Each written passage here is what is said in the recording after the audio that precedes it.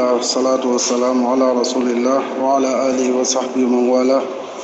Allahumma la ilma lana illa ma 'allamtana innaka antal alimul hakim. Allahumma 'allimna ma yanfa'una wanfa'na bima 'allamtana zidna ilma. Assalamu alaikum wa rahmatullahi wa barakatuh. Sheikh Bakar ina mbasna min haq min fera nanno illa mitna sabmina otole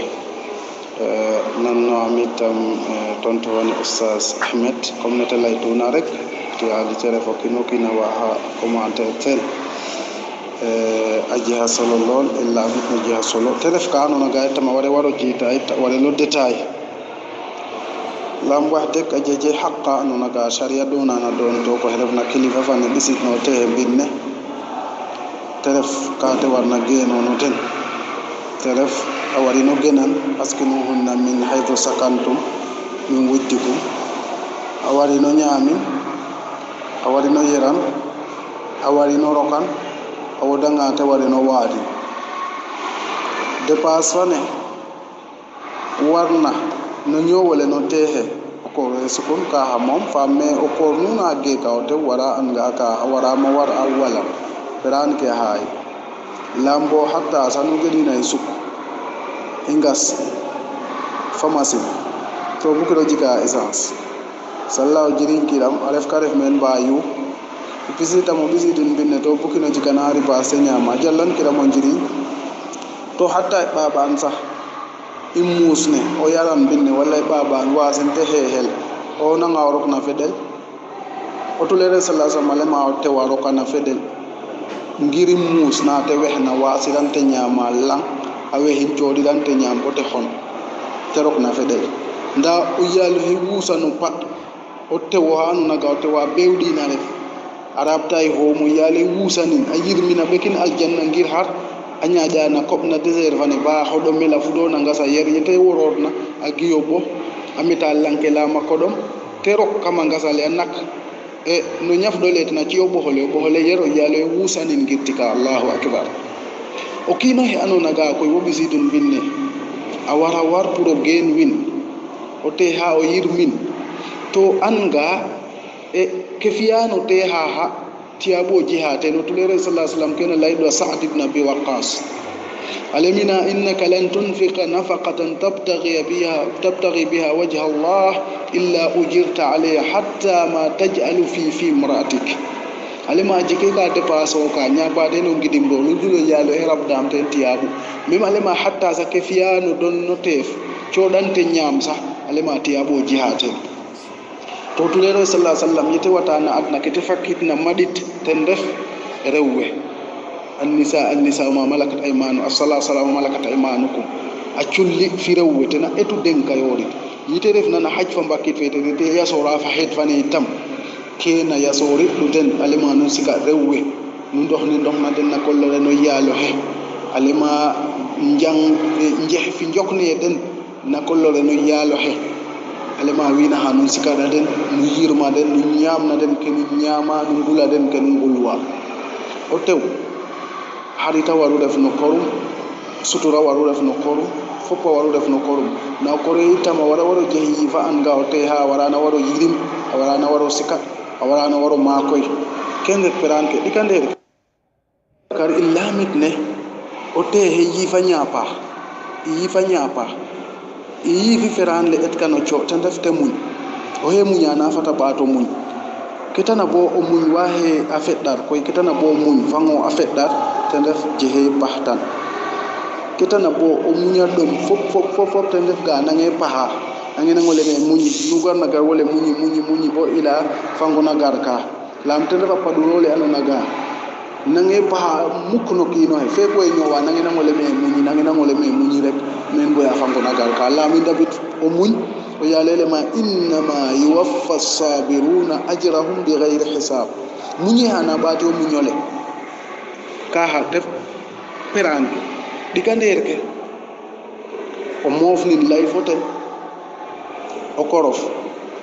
afiyanga ka refer nanen nanga nyaajinta ka refer nanen mofni no chumbol la ngabut o mofni lemin ga o bisita hammeke na wawo fegum men layya ke layra fami wa hano findi wa hino wa ngira musik ne yalo laydna o layam lam ke tahuna o yalo tabaraka taala denkuy wa denkuy wa tekkuyo anin goru yalo madana fa imsakun bi ma'ruf aw tasrihun bi ihsan o kino bisita tangan to kinare fa jaje horoma alema o sikin na musu wallo wasin na musu sikiyen na henna jaga walla wasinna musa henna rek nda dur kino sanyit kino teref mena lorwa o yalele ma la tazaruha kal muallaqa bajango te wasinne na kudul usala jahasa ina jahasa ye njawne suma botere boy njawne belo takku do te maka wasin lokin maha nyimke tenti alema tew na ano fiyene to ketana boy den kuy wa munyo tan def ke hewna na jamani gor wi andi tanga boy mbu happa na kenjen de yankan katiyare we fadan sadara ro on nuhana fiyan o yalo tabaraka taala tenkuy wa tenkuy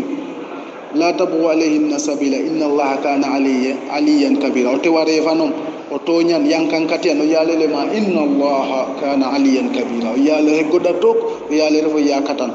ka hatte kuref onna loro te o yalo fadan anu anga o yalo ten humpom yankan kati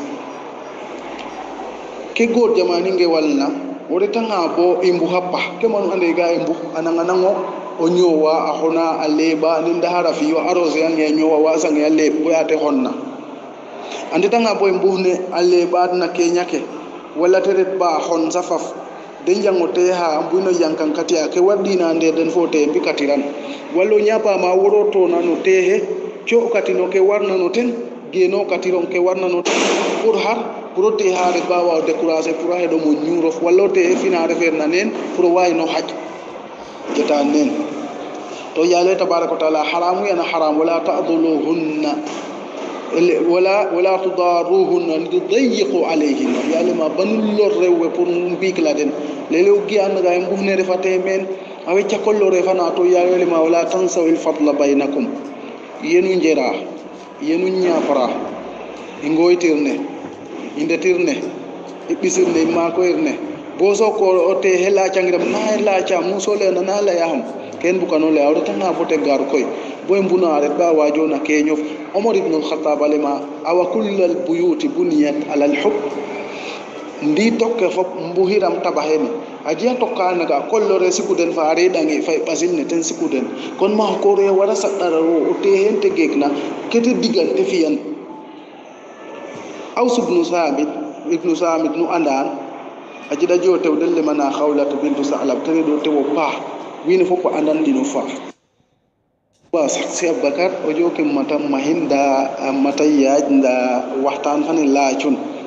o koro hendel le mena Aus ibn Samit ajida je o tew o pa delle mana khawlat bintu Sa'laba redu oto mosu yete nyapan ya oto mosu redu are fo anda are wembudu goro wembudu an bo nyapan te humin de bandong hena ref foten ajalla sonna arim foten ibase bo fudu mappa tetet na bote hemaka bo naga imbuhne redina na Kenya ga nderum fote are taba wajo te jango te he afino ten kelle ma mudahara chodina ci alamin ga way fini no besonde wala way fini na es manam feyate foten chodati dan hakum ma khawlatu inotu aretma no tule sallallahu alaihi wasallam kalame kina lemin ga ausude alema ndebando ngahu maham ntoppat wen rimani no fudes bote pa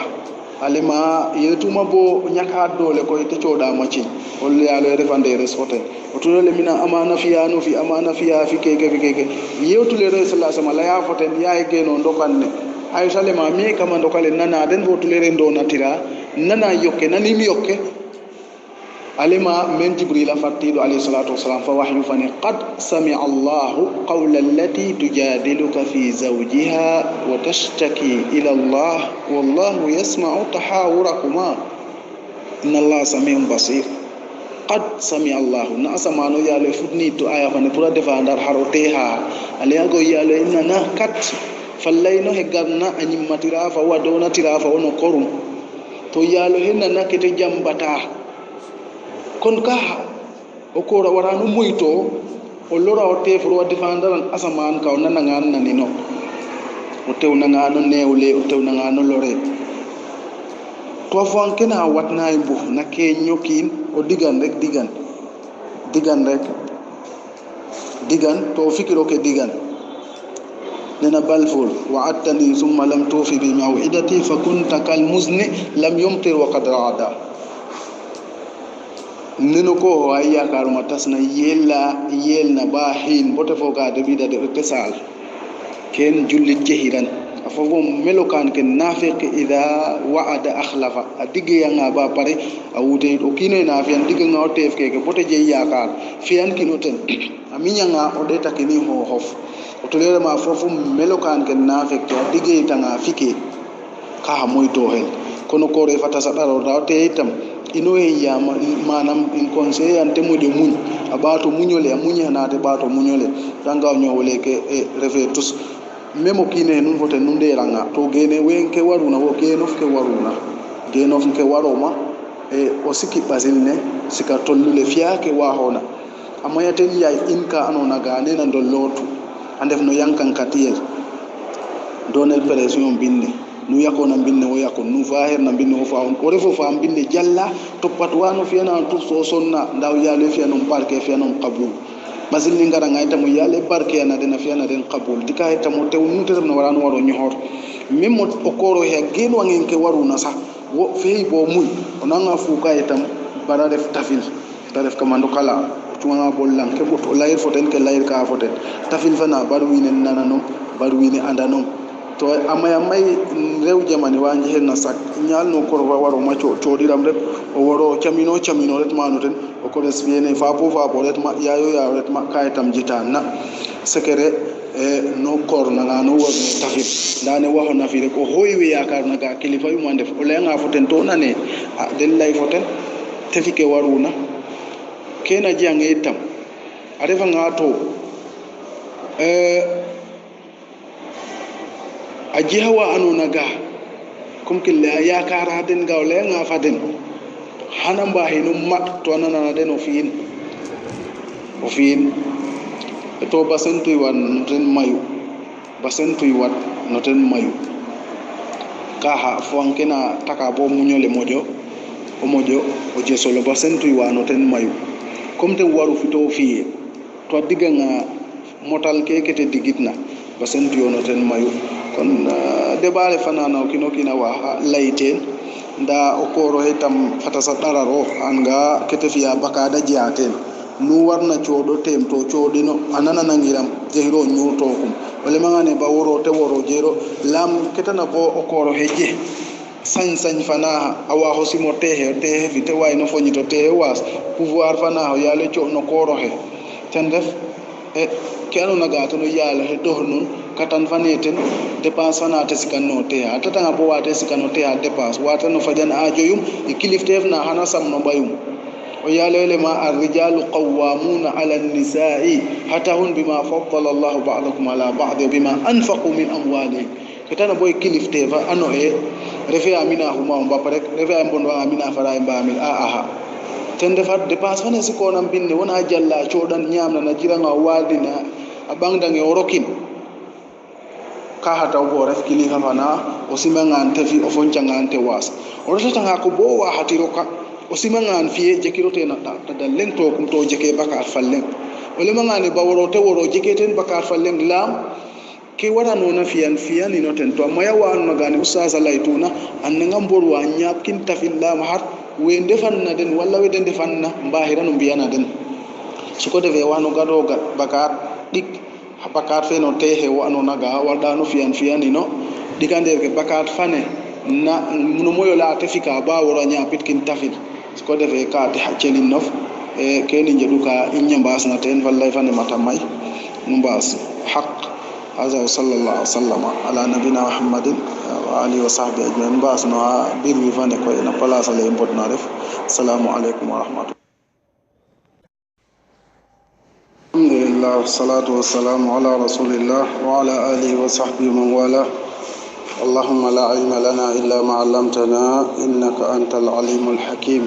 اللهم علمنا ما ينفعنا وانفعنا بما علمتنا زدنا علما السلام عليكم ورحمة الله وبركاته. شيخ بكر إن باسنا من حق من فرانا نو إلا متنا صبمنا أطله نانو عميتم تونتواني أستاذ أحمد كم نتلاقينا رك تيالي تعرفوا كنو كنا وها كومانتين أجيها صلى الله إلا متنا جيها صلى تعرف كانوا نجاي تما ورا جيتا ورا لو دتاي lam wahde ka jeje haqqa no naga sharia do na don to ko helbna kilifa fa ne bisit no te binne telef ka te warna geno no ten telef awari no genan askinu hunna min haythu sakantum min wujdikum awari no nyamin